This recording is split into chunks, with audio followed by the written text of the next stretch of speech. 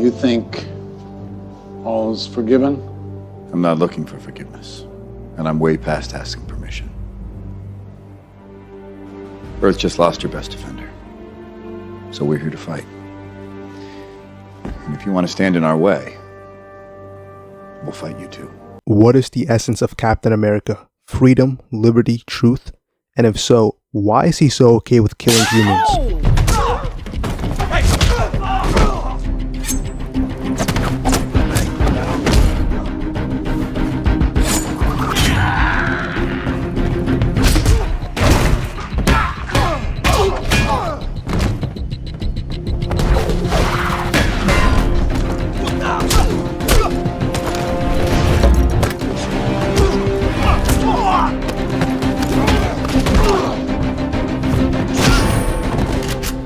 Now then, while I'm not completely serious, I'm pretty sure the majority of the people he kills are actual Klansmen or literal Nazis. It does paint a wider picture about the morals of Steve Rogers. And over the course of 11 movies and one TV show that we'll get into, we get to see these concepts explored in wider detail: freedom, liberty, truth, and how they relate to the character of Steve Rogers. Now, I did intend to drop this video on July 4th, but as you can see by my very stellar release schedule, that clearly didn't happen. I've also been partly inspired to make this video due to the interesting state of affairs in the world, with World War III looking like it's right around the corner, and a man who is probably going to go down as the most controversial president in modern history winning a re-election after a non-consecutive term. And as such, it's probably the best time to be talking about the living embodiment of freedom and the themes that encompass his character. Themes such as being moral in a world where that's very much punished, the American exceptionalism mindset of the early 20th century, and the nature of patriotism, what it means to be a patriot and how that consumes his character. But beyond all that, I just wanted to make a video that emphasizes why I personally believe Captain America is the perfect embodiment of everything a hero should be. While it's true, there are many great virtue heroes out there. Spider-Man, for example, the epitome of doing what's right at the cost of oneself, or Wolverine, a man who fights for a world that would rather see him dead. But Steve Rogers himself differs from these characters in a few fundamental ways that I'd like to emphasize. Steve at his core is a pretty great guy that stands for the principles this country was founded upon: truth, justice, liberty, freedom. He's selfless, fearless, earnest, the type of dude to jump onto a grenade to protect his comrades, and values life at the most fundamental level. To put it simply, Steve Rogers is a patriot. He's a symbol of a better world, born from the base of someone who is fundamentally a purely good man. Now, we've seen that these concepts are an integral part of Captain America's character, as far back as his first issue where he's punching the funny mustache man that I won't name for obvious reasons. The principles of justice and freedom shine through. He hates bullies after all. And this motif is brought to the forefront from the very first moment we see Steve Rogers Captain America. He's a man with a chip on his shoulder and something to prove. The man has been basically looked down upon his entire life. And this exceptionalism, American exceptionalism, is found in the very foundations of the country he represents. The idea that a very specific set of values and cultural norms and traditions is what makes America so great. The idea of doing the greatest good you can just because you can do it. And Steve's goal, his primary purpose, is to be a physical embodiment of these values.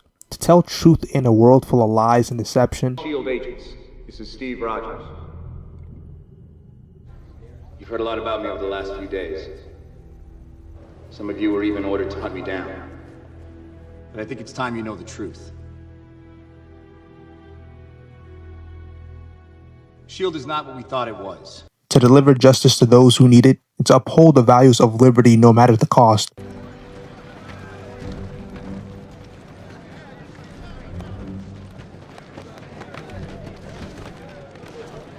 Some of these men need medical attention. I'd like to surrender myself for disciplinary action. To put it simply, he is the American spirit made manifest, a true patriot, which is what the core of patriotism truly is: a respect and love for one's country, but not to a fanatical degree. To stand with your country in its ideals, but only on the basis of those ideals. He's a proud American, and he respects the mission that America tries to put forward. So, with that being said, here's a question. What do you do when you're not proud of what your country's doing? Well, this very same question is presented to us in Captain America and the Winter Soldier and Falcon and the Winter Soldier. The question of patriotism versus nationalism is one that is rarely brought up when it comes to discussions like these of America's politics or its impact on the world. While patriotism is a love of one's country, nationalism, on the other hand, is a more insidious view of that love of one's country. So, let's talk about it. Enter John Walker, an American nationalist. Nationalism, in opposition to patriotism, is the idea of being proud of one's country no matter what it does. While Steve fights for the core ideas and values America tries to embody, John fights for America itself. Like many other characters in the Marvel Universe, John is a servant to his own ideology. He routinely uses the American flag as an excuse to enforce his own will or the will of some governmental entity outwards on the world. This idea, the idea of the need to police everyone, is the dark side of American exceptionalism. People like Walker, or in a position of power and influence like John, feel that America has some moral obligation to act on behalf of the entire world. Now, while I would be remiss to not point out that John has went through many character-defining moments that allowed him to realize he was a nationalistic asshole, I think it's important to point out all the things Captain America isn't to understand what Captain America is. Like, the recent movies really make John more likable, but let's not pretend like he wasn't really a bad dude. He decapitated a guy in broad daylight, and it's why I really don't get why people will defend him tooth and nail as if he did no wrong. He tried to kill Bucky and Sam. Mine.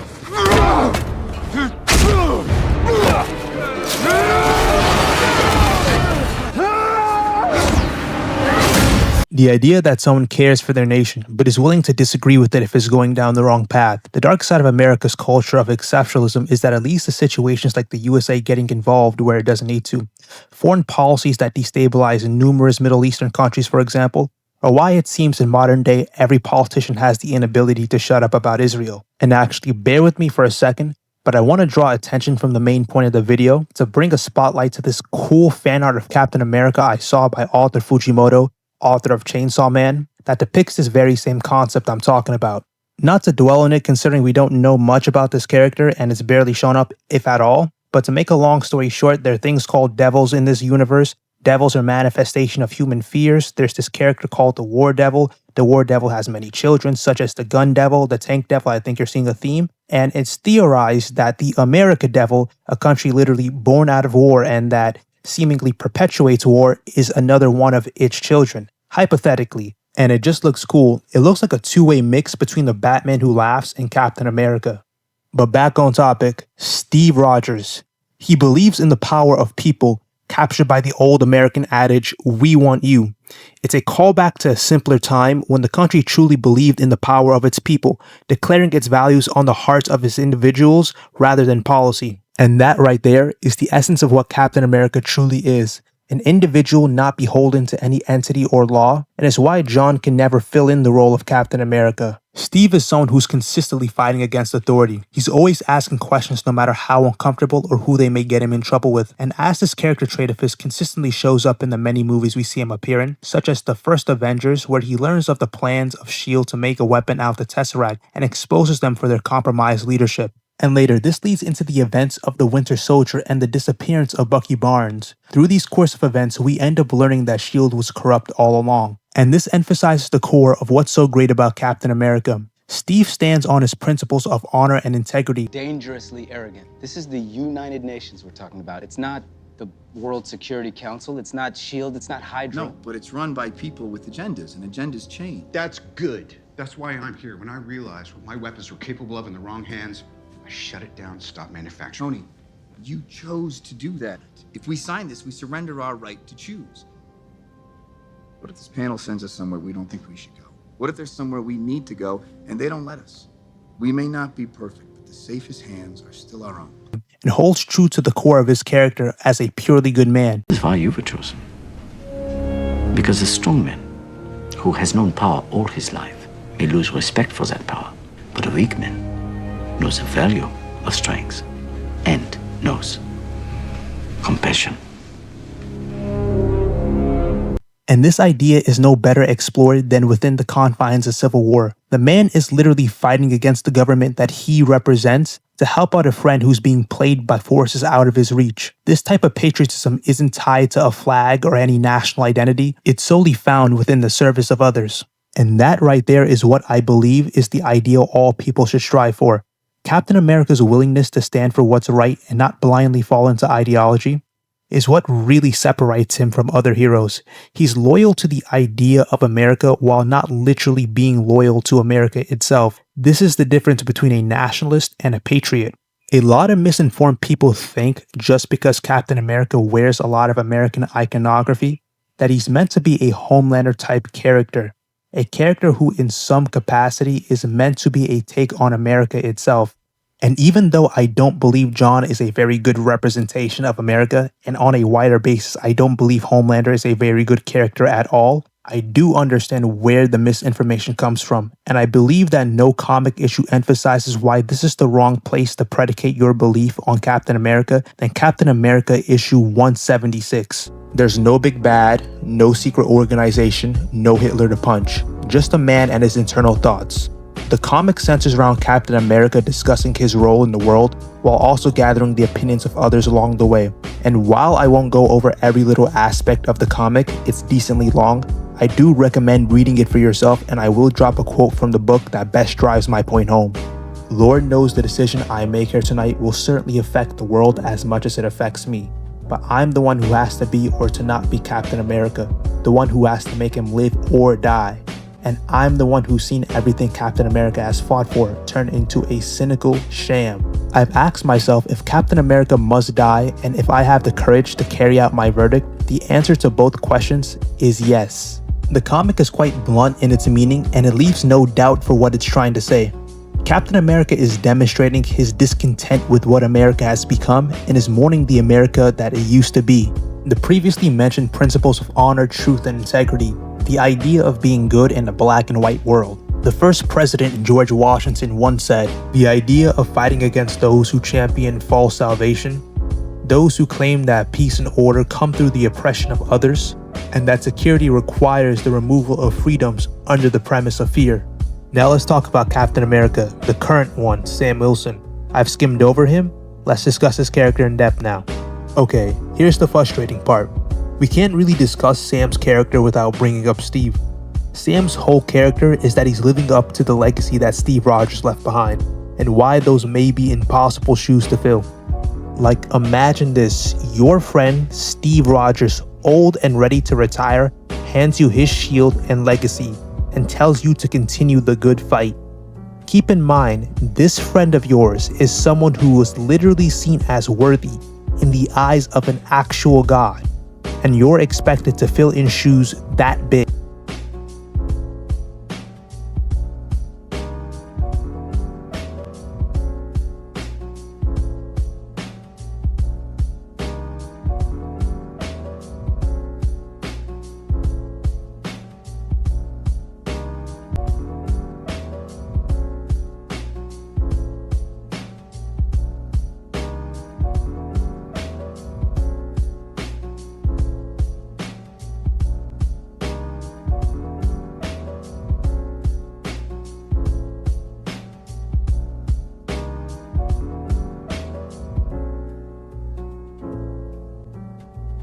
And that's because Sam Wilson's character is predicated on the idea of a man doing his best.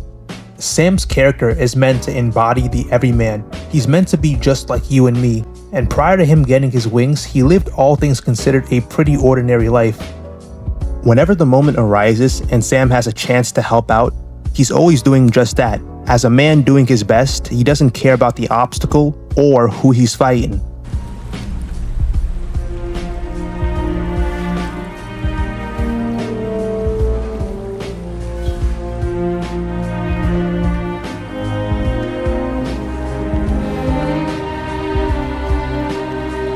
How does it feel?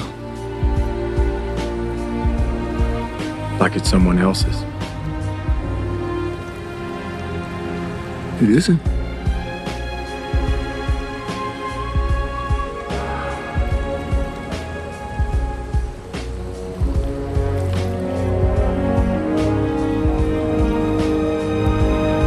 Thank you. I'll do my best. For example, when a genocidal alien decided it's time to come to Earth so he can steal 6 Infinity Stones and enact his plan of wiping out half the universe, Sam didn't hesitate to help. And this comes down to the fact that Sam and Steve share a lot of the same core values in respect to how they perceive the world. Sam helped out of a necessity to just make a better world and make an impact in a positive way. He didn't help because he had some allegiance to a flag or a nation or some set of ideals. He helped because he knew it was the right thing to do in that moment. But fundamentally, how these two differ is their approach to how they tackle a lot of the issues in life. Steve is a wartime veteran that was put in a 70-long-year coma, and Steve himself has a very naive way about tackling a lot of these issues. Though it comes from a very well-meaning place, you can see in the way he speaks, he's very optimistic about the world. And trust me, there's nothing wrong with that, but Sam has a very modern perspective on how he views the world, which allows him to tackle issues in a way Steve wouldn't be able to. And that there is why Steve gave Sam the shield, because he knew he was a man capable of making positive changes in the world, and someone with the courage and willpower to do so.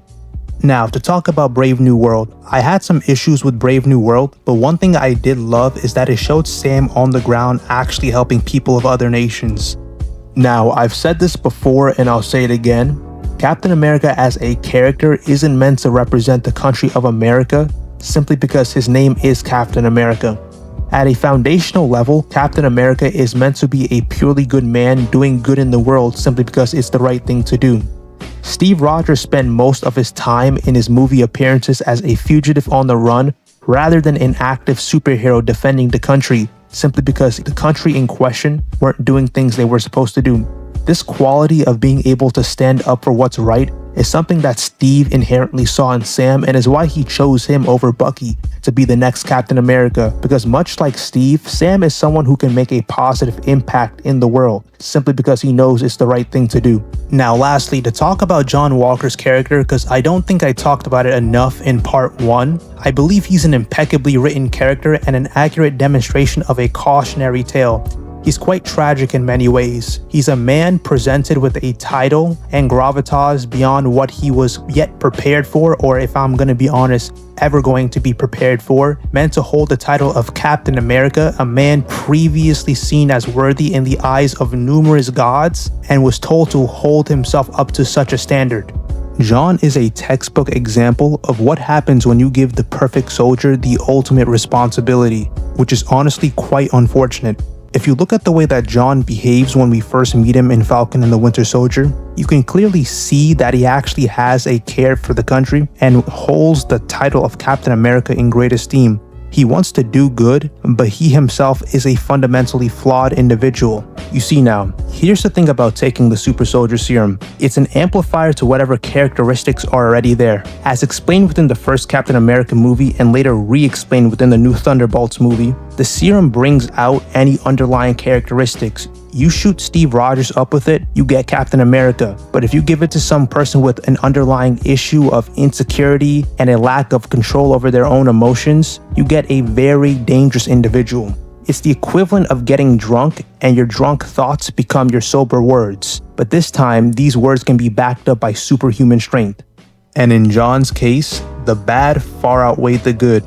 The serum made him vengeful, angry, and very jealous.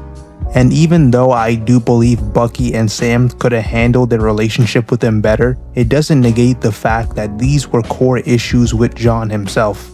And while a lot of people like to bring up the connection between John and Steve, I think the real beauty in the way that John Walker is written comes from his contrast through Sam Wilson. John's character was used as a tool to explain why Steve chose Sam over Bucky. In the way we see these two handle different situations, it emphasizes the difference in mindset to what is necessary to become Captain America. In Captain America Brave New World, when there was a world conflict about to break out due to the machinations of Samuel Stearns, and Sam's first instinct was to find a way through diplomacy to de-escalate the situation. When Red Hulk was about to destroy the entirety of Washington DC on his rampage, the same thing applied. When John Walker was faced with an issue of similar proportions, his first instinct was to shoot Valerie in the face. Point being, as you can see, these two men are just not the same. Sam got a lot of hate when he put down the shield, so I'll address the elephant in the room. As a black man, Sam is perceived a lot differently than Steve, and this is not lost on the writers. It's why he gave up the shield initially. Was it the right thing to do? In my personal opinion, probably not. And that right there is what I really think makes Sam so special. He gave up the shield because he felt the weight of the world and the expectations of the people around him crush him. And through Sam, we see a more realistic aspects of the stars and stripes that Captain America wears, whether it be him taking the advice of Isaiah Bradley, or him listening to Bucky Barnes and his perspective on the world.